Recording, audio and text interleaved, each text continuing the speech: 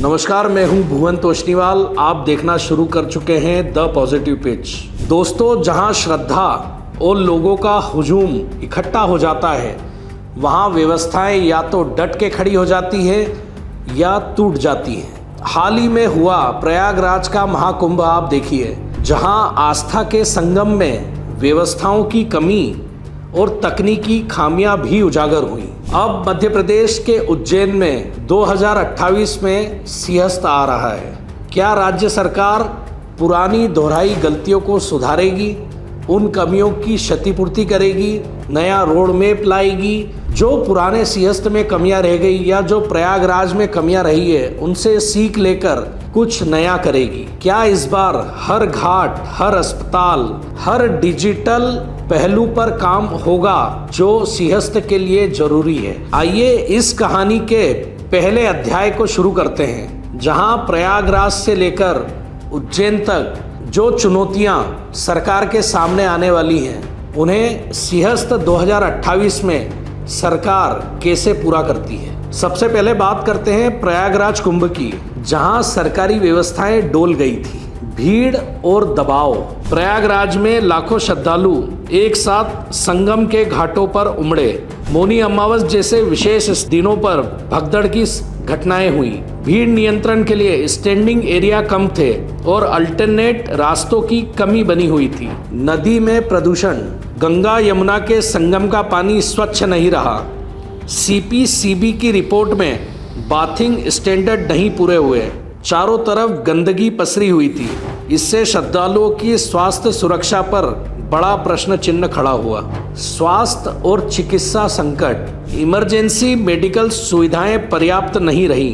दवाओं की कमी हुई, विशेषकर डायबिटीज, ब्लड प्रेशर आदि की दवाइयां उपलब्ध नहीं हो पाई। कई इलाकों में होलसेल मेडिसिन मार्केट बंद पड़े क्योंकि ट्रकों की आवाजाही पर प्रतिबंध था।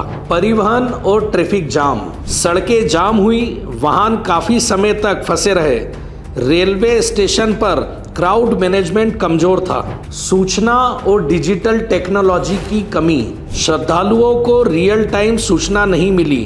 कौन सा घाट कितना क्राउडेड है, एलईडी डिस्प्ले, मोबाइल ऐप, सूचना संकेत सब सीमित थे।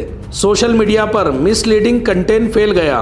कानूनी कार्रवाई हुई लेकिन प्रभाव सीमित रहा। अब हम बात करते हैं सिंहस्थ 2016 जो उज्जैन में हुआ था, उसका कड़वा अनुभव क्या रहा, क्या कमियां रही जो सरकार की योजनाओं में पूर्ण नहीं हो पाई, और उससे आने वाले सिंहस्थ में क्या सीख मिलेगी, यह देख सकते हैं। उज्जैन के सिंहस्थ 2016 में घाटों पर भीड़ नियंत्रण में दिक्कतें। एंट्री एग्जिट मार्ग जो थे वो बहुत ही सकड़े थे।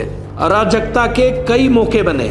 यातायात एवं आवागमन। उज्जैन सिंहस्थ 2016 में घाटों तक पहुंचने के लिए एक लंबी दूरी तय करनी पड़ रही थी। पार्किंग सीमित थी।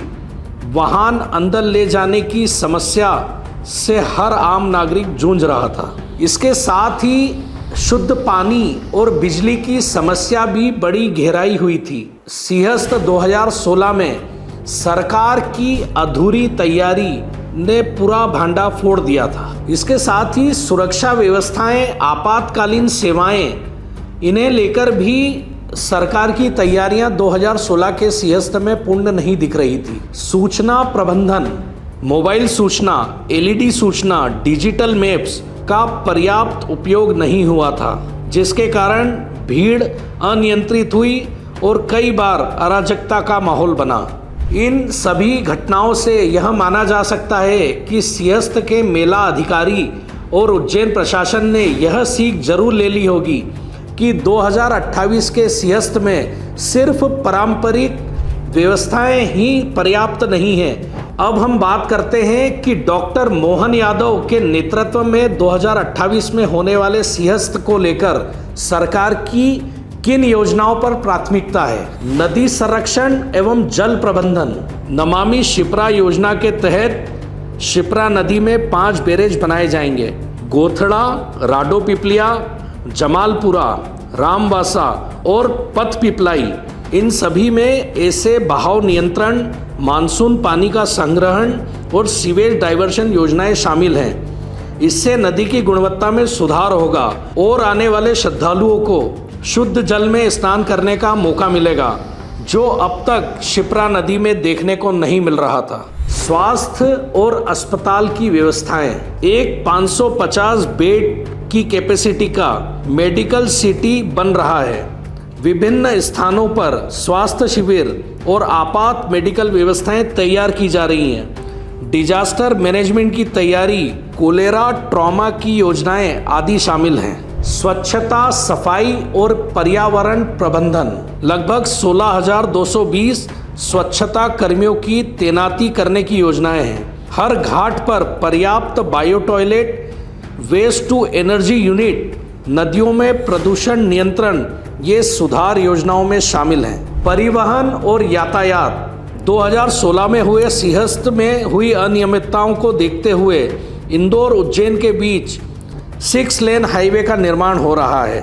उसे समय से पहले पूरा करने का लक्ष्य है। साथ ही टोल दरों में कमी प्रस्तावित है ताकि श्रद्धालुओं को रास्ते में परेशानी कम हो। टेक्नोलॉजी के क्षेत्र में IT सिस्टम पर भी काम हो रहा है। सिंहस्थ ऐप, लाइव GPS आधारित ट्रैफिक और भीड़ management, drone surveillance, facial recognition और LED सूचना प्रणाली लागू की जा रही है।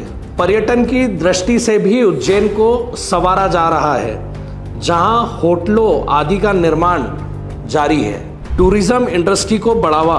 होटल, धर्मशालाएं, होम स्टे को तैयार किया जा रहा है, क्योंकि अनुमान है कि करोड़ों श्रद्धालु इस आयोजन में शामिल होंगे, जो कि सरकार के लिए एक बहुत ही चुनौतीपूर्ण आयोजन होगा। उज्जैन की पुरानी विरासतों, हेरिटेज साइटों को भी संवारा जा रहा है। लगभग 10 करोड़ रुपए के बजट से उनका रिनोवेशन का काम चल रहा है। अब हम आपके सामने एक तुलनात्मक विश्लेषण करते हुए एक चार्ट के माध्यम से आपको बताएंगे कि क्या कमियां रही प्रयागराज 2025 के कुंभ में और क्या कमियां रही थी उज्जैन में हुए 2016 के सिंहस्थ में। इसके साथ ही हम आपको चार्ट के माध्यम से बताएंगे कि आने वाले 2028 के उज्जैन के सिंहस्थ में सरकार की क्या प्रभावी योजनाएं हैं और पिछली बार की कमियों को इस बार कैसे पूरा किया जा रहा है। निश्चित तौर पर हम ये मान सकते हैं कि उज्जैन में होने वाले 2028 के सिंहस्थ में प्रयागराज और इससे पूर्व में हुए सिंहस्थ की कमियों को ध्यान में रखते हुए तैयारियों पर जोर दिया जा रहा है। मगर असली सफलता तभी मानी जाएगी जब सारी तैयारियां, सारी योजनाएं सीमित समय में, निश्चित समय में पूर्ण हो जाएंगी। जनता का विश्वास जीतने में सरकार सफल होगी। दोस्तों, सिंहस्थ सिर्फ एक धार्मिक आयोजन नहीं है, यह आस्था, संस्कृति और विकास का संगम है।